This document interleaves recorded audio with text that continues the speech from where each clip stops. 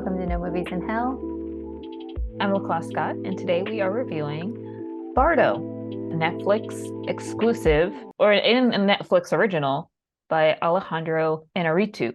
I almost say Inarritu. I would not have corrected you because I have no idea how to pronounce his last name. I was like, let me see like the correct pronunciation of his last name. So what else has he done that we've seen? So I was looking, like, I had to look this up because I was like, the cinematography looks so familiar. And then I was like, what was the last movie that I've seen of his? I did not see Revenant. I think you did, right? I did. Okay. But I did see Birdman. Okay. Yes, this did not remind me of Revenant at all, but it did remind me of Birdman. Yeah, I was like, those shots and just the one shot, and especially like the street scenes, it's really cool. I really enjoy his cinematography. Like whoever he has as his DP, they do very, very well. And I love like the colors and just the surrealism of this was really cool. It was kind of weird. There are moments where I was just like, what? Especially in the first like 5 minutes. I would say 15 for me. I was like, oh, I'm like totally in the first 15 minutes. And then it sort of lost me. I was like, oh, yeah. The visuals were amazing. Yes. I also thought it was too long, right, for the story that Oh it had yeah. to tell.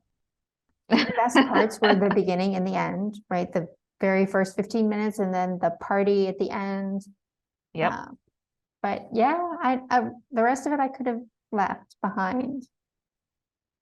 I just wish that there was more of a plot, like a explicit plot. Like it just seemed like it was this constant stream of things that are coming together. And I know that there's like some not thin, but like foundational layers of, you know, this man and his experiences and like what his family's going through. And obviously his, you know, his internal conflict of being Mexican, feeling Mexican when he's in Mexico, and then also living in LA and like having to go through all these things that people go through, citizen and not, to say, you know, I've been here for a while. I am a citizen. I grew up here. He's part of the culture as like the character, as a journalist and a filmmaker, and like getting this sense of life. It was almost like a homage to his life and kind of like, okay, so what do I do now? And I liked it a lot. It was just really long. I like slice of life movies, but I think the first 15 minutes with the visuals and the hospital and the baby and like it sets an expectation that the story did not fulfill. And I think it's sort of a catch-22. Do you do less intriguing visual so the story takes center stage, or do you let that happen and then because it doesn't continue on for the rest of the movie, the person watching is sort of waiting for, well, where? Let's go to the slide. Wow, we were exactly the same. Oh wow. Yeah, even though you're using the half point scoring too. Yeah. So let's see. We agree on most everything. You gave production quality a little bit higher. And I gave acting a little bit higher. I did think the acting was good. The wife, I thought she was great. And then, of course, he was very good, the main character. Yes. I don't think I've seen him in anything else. I don't think I have either. I thought the kids did pretty good too. Yeah. For production quality and set, I later, you know, was reading because that was when like it piqued my interest of like, oh yeah, he did Birdman. I completely forgot that. Unfortunately, there were a lot of COVID. They filmed during COVID, and some crew members sadly lost their lives. So I was just like, oh, this sucks. He like filmed it during the time. So I was like, oh, that's horrible. I don't know if I would have put a 3 now, but they did a very good job in terms of getting the shots that they need. I keep on thinking of the scene of the woman who falls and then everybody falls. And that's like such a powerful imagery.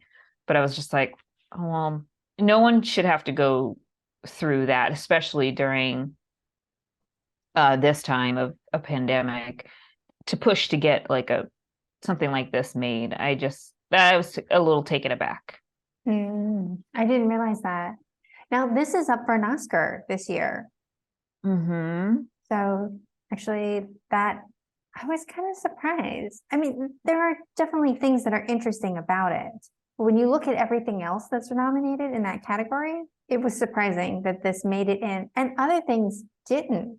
Yeah. And I think it's a beautiful film. He did really well. And I believe he won an Oscar for Birdman or a few. And of course, like with Netflix and their terms, it was in theaters for like a week at minimum. Yeah, I mean, I can see that this is how this is been nominated, but at the same time, as our other discussions are covered, like there are a lot of great films last year.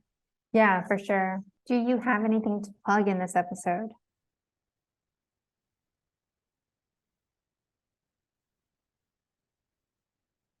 I don't think so. I mean, I'll be seeing, of course, Ant-Man and a Wasp: Quantumanium. But really, I mean, gosh, it's really been preparation, and not like preparation, I guess mental preparation for the Oscars. For sure. How about you? Well, speaking of the Oscars, we do have an Oscar poll that is live right now. So I will put the link to that in the description below. So be sure to check that out. And we'll be sharing on social media. Awesome. We've both been traveling a lot recently, so our access to certain titles is limited at best. So we don't have a ton of upcoming content in terms of our reviews, but just waiting for the Oscars. All right. Well, thanks so much, everybody. We'll see you next time.